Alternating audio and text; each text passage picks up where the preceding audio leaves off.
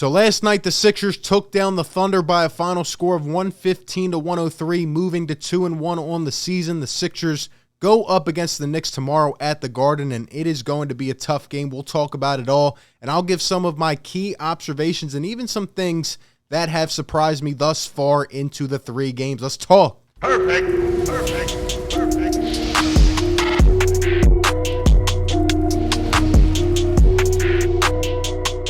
What is going on, everybody? RB here. Welcome on into the show where we talk Philly sports every day. You know what to do. Drop a like, subscribe if it's your first time seeing me on this channel. Hit the bell so you get all the notifications anytime we drop content or go live. We've been doing live play-by-plays. We do call-in shows. We do daily news coverage just like this. So help your boy out. Drop a like for the grind. Let's get right into it. So the Sixers take down the Oklahoma City Thunder 115-103.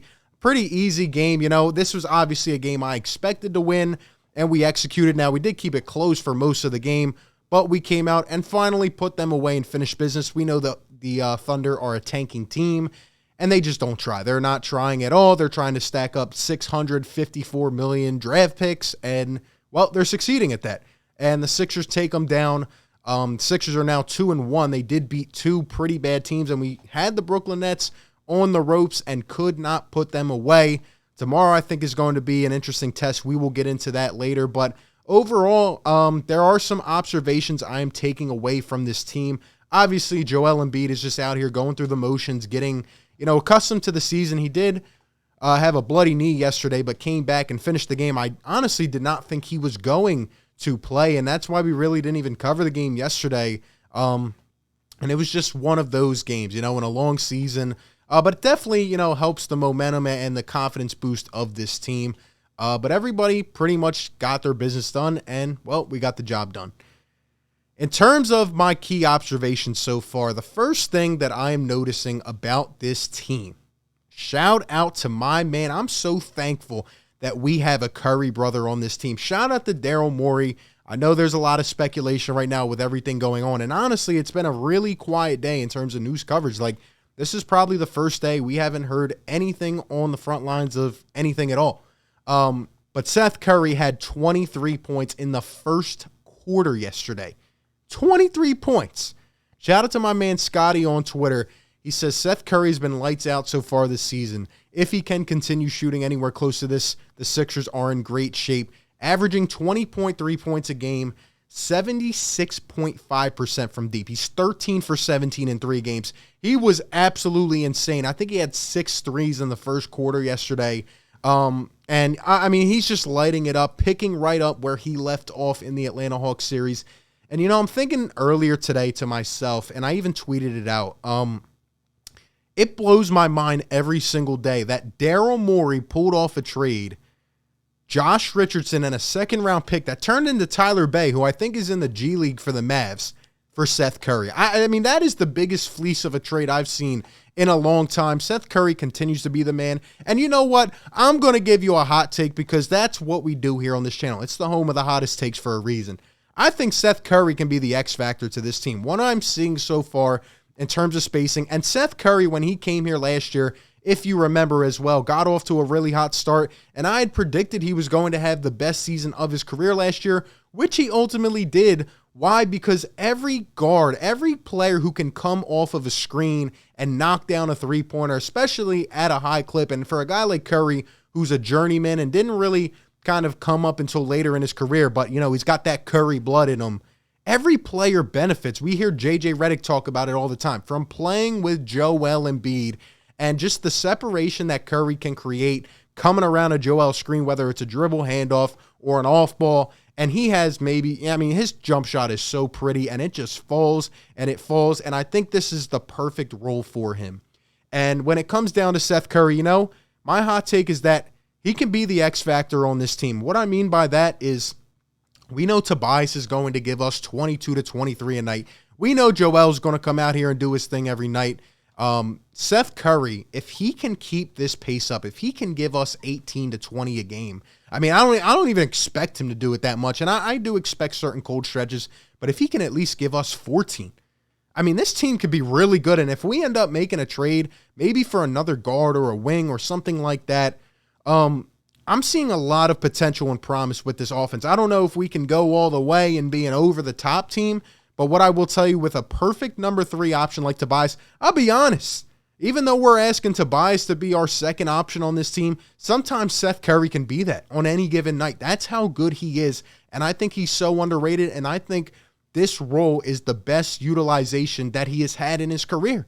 And he continues to impress, and I just see more consistency as the games go on. I know we're only 3 games into the year, but last year, especially, in the crunch time and playoffs, this guy's special, man, and he's a Curry.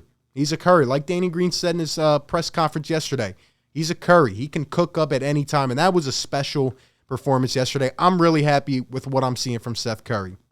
Here's a clip of him, just 2 of the threes from the first quarter. Look at this touch pass by George Niang. You see that space that creates there? I mean, it's absolutely beautiful. The stroke is amazing by Seth Curry. Look at this. Joel always passing out of the doubles, getting so much better. Curry getting hype at. He's literally looking at the bench after he shoots. It's amazing, man. I'm loving it so much.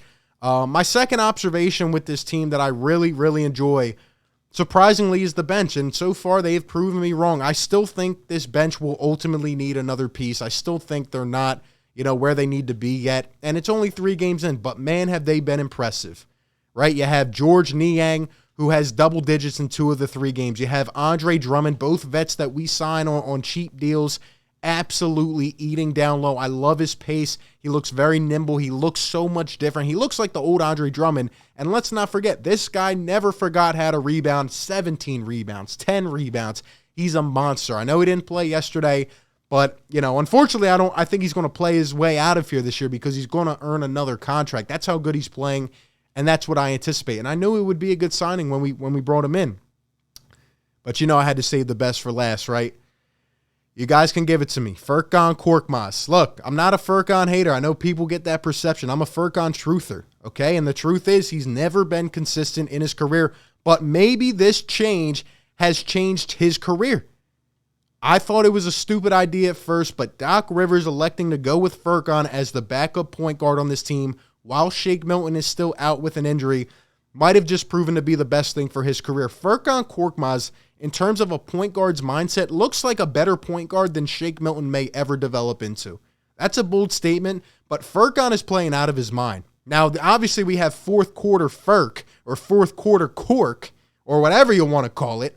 This guy heats up and he's helped put games away, but just going through the daily, bringing the ball down the floor, making the right decision. Every time we used to put Korkmaz in a pick and roll situation, it would always have a bad turnover, and he's had mistakes.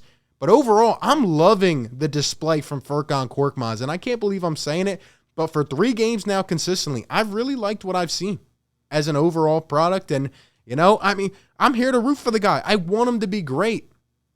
I want him to come out here and be a leader on that second unit, and this might be the change that we need, honestly. Look at this guy. He's got the confidence of a bull, man, and that's another thing. He's taking it to the rack. He's not scared, and he's not missing as many shots as he used to. I'm loving what I'm seeing from Furkan. He still helps space the floor. He's knocking down his threes, and he's the boost of confidence that we need on that second unit. He really is, and I hope that we continue to play him as our backup point guard because I didn't think it would work, but there's just something about him. There's just something different. He's been working on his game, and his decision-making is 10, 12 times better than I've ever seen in the past. So there you go. Furkan Korkmaz earns my respect thus far, and I know there probably will be a cold stretch, but I do expect him to keep it up because he just looks like a different player. So shout out to Furkan. He's still very young, below 25. The other guy I wanted to touch on, and my last observation is kind of more of a negative one. I had to throw it in there. Doc's lineups are still wonky at times. Isaiah Joe, look at this crisp form on the jump shot. This is from practice today. It's golden, and Isaiah Joe really, really impressed in the preseason. And so far, he really hasn't gotten the play that he deserves. He hasn't. He played, 3-4 minutes one game against Brooklyn, and Doc just hasn't let this guy get in a rhythm.